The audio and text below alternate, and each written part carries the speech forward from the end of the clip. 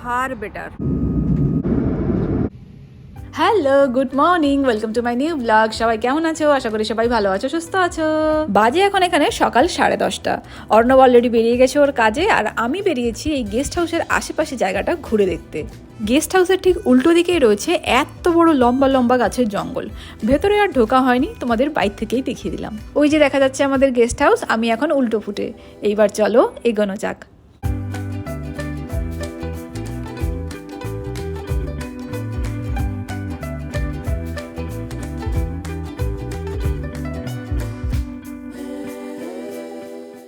আমাদের দেশে আম জাম নিমের মতো কানাডাতে কমন গাছ হচ্ছে ম্যাপেল গাছ। যেদিকেই তাকাবে সিংহভাগ ম্যাপেলই চোখে পড়বে। এই ম্যাপেল গাছ থেকেই তৈরি হয় কানাডার বিখ্যাত ম্যাপেল সিরাপ, যেটা বলতে পারো কিছুটা মধুর সাবস্টিটিউট। কানাডাতে এই ম্যাপেল সিরাপের বিশাল চল রয়েছে। যেমন স্যালাডে ম্যাপেল সিরাপ ইউজ হয়, প্যানকেকে হয়, অনেকে বেকিংয়ে সুগারের পরিবর্তে ম্যাপেল সিরাপ ইউজ করে, চা বা কফিতেও অনেকে সুগারের পরিবর্তে ম্যাপেল সিরাপ ইউজ করে। এছাড়া বাড়িতে অনেকে ম্যাপেল সিরাপ দিয়ে হোমমেড ক্যান্ডি বানায়। এছাড়াও ম্যাপেল সিরাপ অনেক পারপাসে ইউজ হয়। এই ব্লগে এখনও পর্যন্ত তোমরা যতটুকু দেখেছো বা সামনে আরও যতটা দেখবে, এই পুরো জায়গাটাই কিন্তু ব্রিটিশ কলম্বিয়া ইউনিভার্সিটির ক্যাম্পাস। আমার দেশে ইউনিভার্সিটি ক্যাম্পাস বলতে আমি যেটুকু দেখেছি বা বুঝি, সেটা হচ্ছে যে একটা বড় জায়গা, একটা বড় পার্টিকুলার জায়গা, যেখানে ইউনিভার্সিটির অনেক বিল্ডিং থাকবে, ইউনিভার্সিটির খেলার মাঠ থাকবে, মানে ইউনিভার্সিটি রিলেটেড সব কিছু একটা জায়গাতে থাকবে। এবার সেটা প্রাচীর দিয়ে পুরো ঘেরা থাকতেও পারে, আবার কিছু সময় নাও থাকতে পারে। কিন্তু আমাদের দেশের মতো এখানকার সব ইউনিভার্সিটি ক্যাম্পাস নয়। এখানকার বেশিরভাগ ইউনিভার্সিটি ক্যাম্পাস হচ্ছে ওপেন ক্যাম্পাস।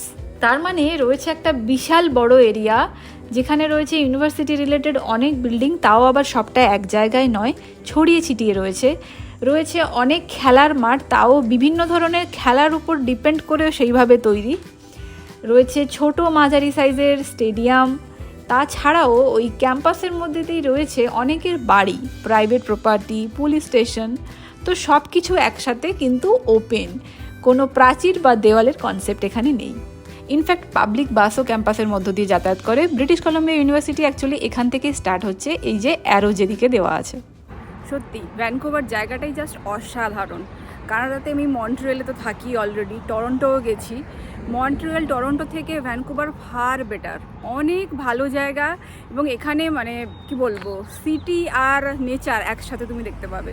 জায়গাটা পুরো সবুজে ঘেরা, তুমি যেদিকেই তাকাবে খালি শুধু সবুজ সবুজ আর সবুজ। আর সব থেকে অবাক করার পর আমি শুধু একটা টপ পরে ঘুরছি, মানে ভাবতে পারছো এখানকার ওয়েদার কীরকম।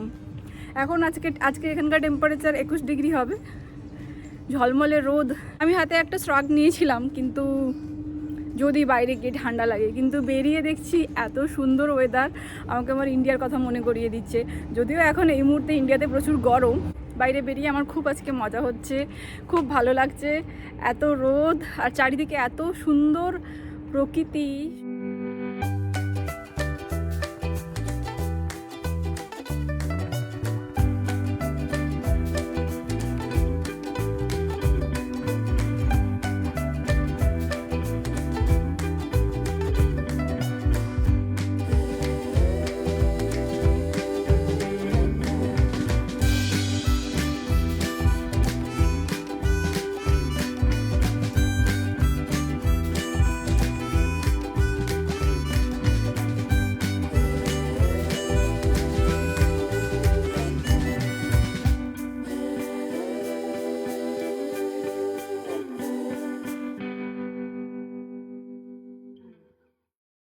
লাকিলি আমাদের অ্যাকচুয়ালি লাক ভালো, কারণ যেখানেই আমরা যাই সেখানেই আগে শুরুতে বৃষ্টি শুরু হয়ে যায়।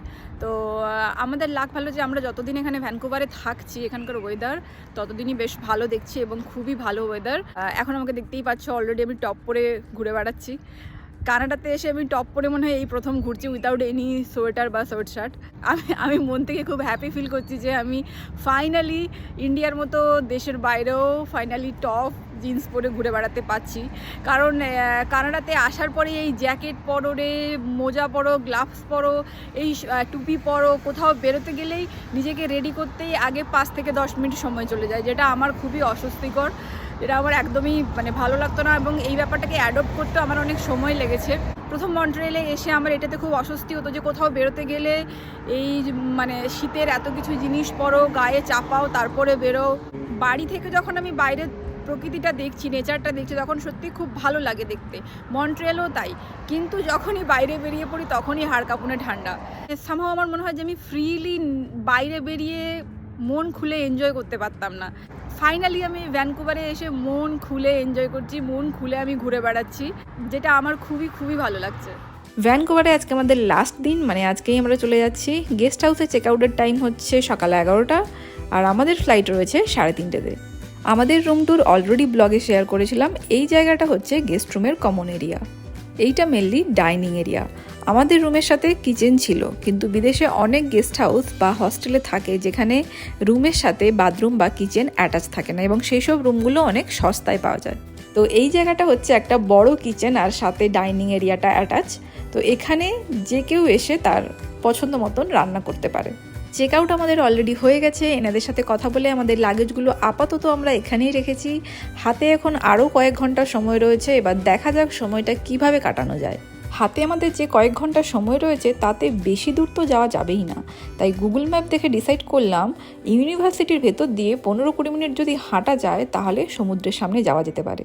ভাবা মাত্রই কাজ, বেরিয়ে পড়লাম দুজনে।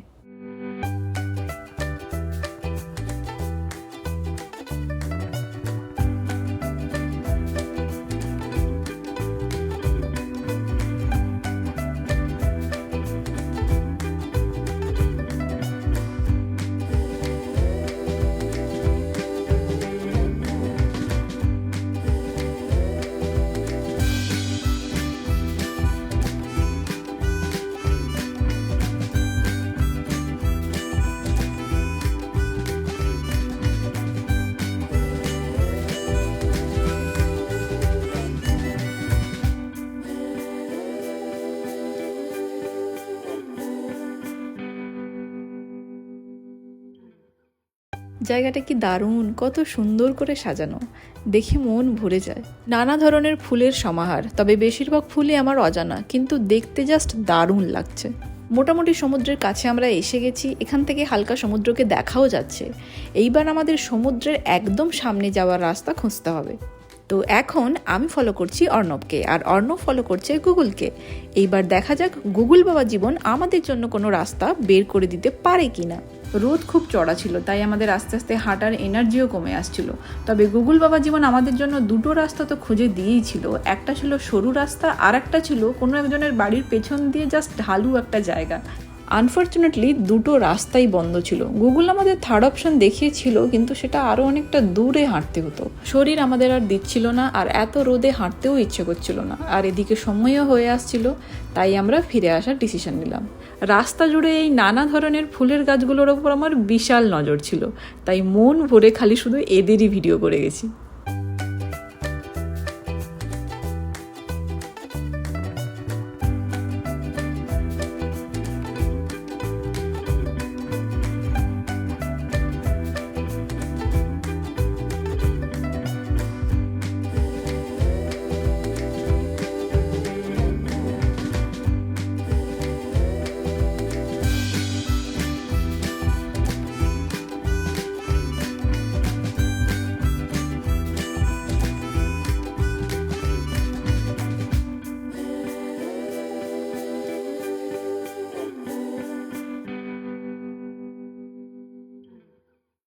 এই ইউনিভার্সিটি ক্যাম্পাস হেঁটে তো শেষ করা যায়ই না। ক্যাম্পাসের মধ্যে পাবলিক ট্রান্সপোর্ট চলছে, মানে বুঝতেই পারছো জায়গাটা কতটা বড়। লাঞ্চে আমরা নিয়েছিলাম দুজনে চিকেন শাওয়ারমা, কিন্তু এত খিদে পেয়েছিল, খিদের চক্করে আর না খাওয়া দাওয়ার ভিডিও করা হয়নি। সময় আর বেশি বাকি নেই, তাই এখন লাগেজপত্র নিয়ে রওনা দিতে হবে এয়ারপোর্ট।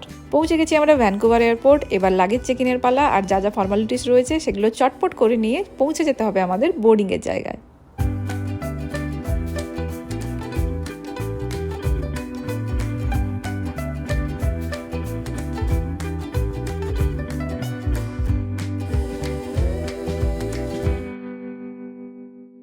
ভ্যানকুভার শহরটাই সমুদ্র আর পাহাড় দিয়ে ঘেরা। এর আগে অর্ণব তার কাজের সূত্রে আরেকবার ভ্যানকুভার এসেছিল। অর্ণবের থেকে জেনেছিলাম ভ্যানকুভার এয়ারপোর্টে নামার সময় অথবা ওঠার সময় ফ্লাইট থেকে সমুদ্র আর পাহাড়ের যে ভিউগুলো দেখা যায় সেগুলো নাকি দুর্দান্ত। ভ্যানকুভারে যখন আমরা নেমেছিলাম তখন তো অলরেডি রাত হয়ে গেছিলো, কিন্তু এইবার যখন যাব তখন কিন্তু দিনের আলো থাকবে। আর লাকিলি এইবারে আমি কিন্তু জানলার সাইডে সিট পেয়েই গেছি, তাই মনে এখন আমার খুশির লাড্ডু ফুটছে। ফ্লাইট আমাদের অলরেডি ছেড়ে দিয়েছে, এইবার সেই দুর্দান্ত ভিউগুলো দেখার পালা।